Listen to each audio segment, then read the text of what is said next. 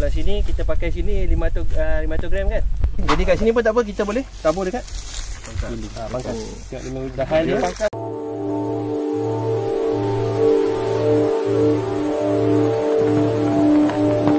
Fast Grow Fertilizer. Welcome to Multi-Crop Valley, Tawai 3 Estate.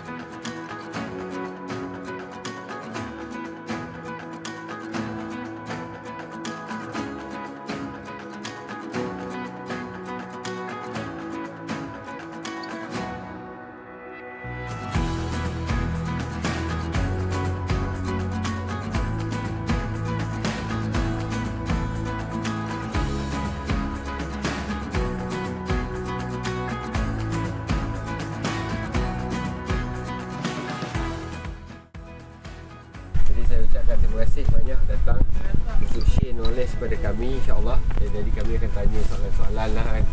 Kepada Cik Khairul kerana sudi menjemput kami, tim daripada Fast Grow Fertilizer untuk datang melawat ladang Tawai 3 Sini, ladang durian Tawai 3.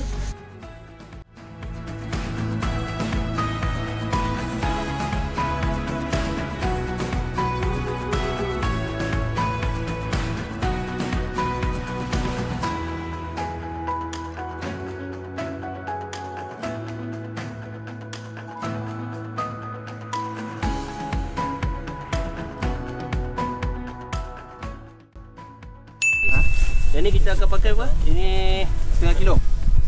Damage dose dia 1 meter 1 kg. Cuma fungsi dia sebab apa? Kita nak tabur keliling untuk meningkatkan merawat tanah. Kesuburan tanah. Cukup.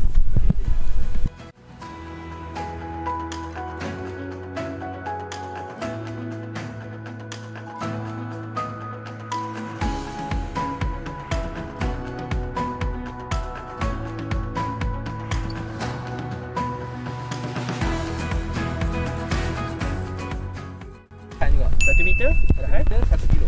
1 kilo. Kat sini kita pakai sini 500 gram kan. Okey, jadi kat sini pun tak apa, kita boleh tabur dekat pangkal.